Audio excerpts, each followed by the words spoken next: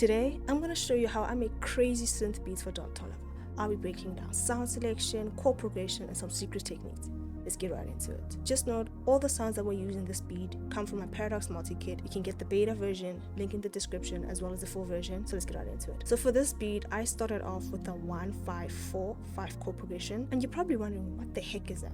Most of you aren't, some of you are, but let me just show you real quick what that looks like. So we are in the scale of C minor, and this is where it starts. So the 1 is C, 2, 3, 4, 5, 6, 7, and then 8 is back to C. So for this chord progression, we did a 1, 5, 4, and then back to the 5. That makes sense. We started off with this key. It's key 10, has this nice grain effect to it. You just hear it, and this is what it sounds like.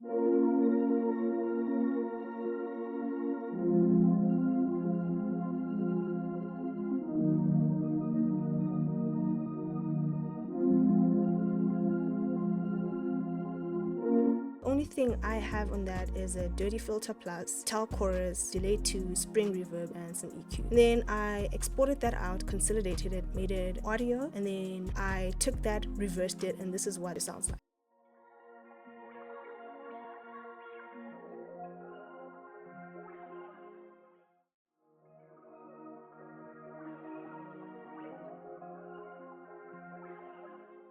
Something you can barely hear, it's just there for some texture, of course, something to feel rather than to hear. So I felt like that was kind of empty, so I ended up adding a pad and something, same chord progression. Something I did that was kind of special to this pad is I added some glide to it. And if you're wondering how to do that, go into the wrench tool in FL Studio and then turn on the porter. And for this one specifically, I put it at 2. You can put it at 1. It really does depend on the sample or the beat. And this is what that sounds like.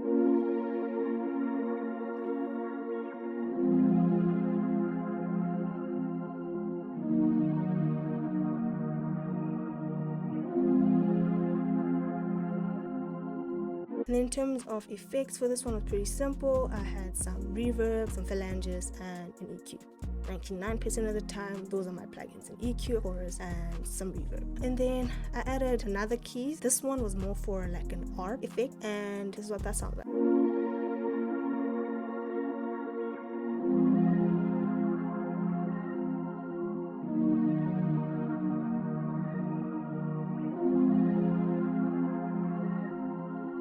Effects on that were pretty simple, pretty much the same. Fruity phalanges, a delay 2, reverb, and some EQ. Always pretty much the same thing. And then I added a lead, and this is what that sounds like.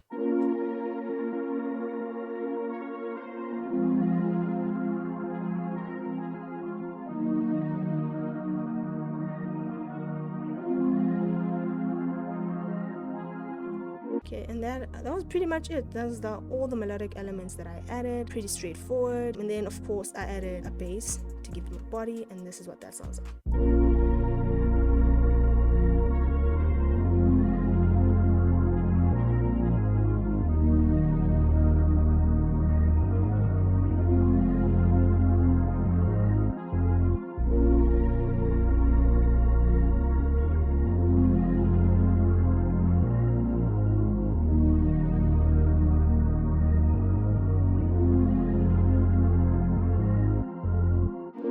Okay, and then we did the drums. I kept the drums pretty simple, honestly. I prefer simple drums, but this is what the drums sounded like.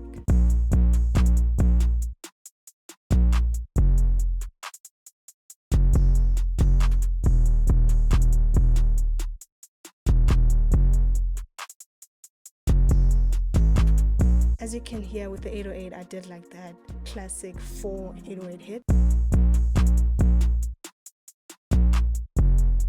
Something I've heard, some Don Toliver beats. And that was pretty much it. In terms of arrangement, I really do keep my arrangements pretty simple. We had 16 bar intro, and then a 16 bar chorus, and then another 16 bar verse, and lastly an 8 bar bridge, you can call it, and then back to the chorus, and then an outro.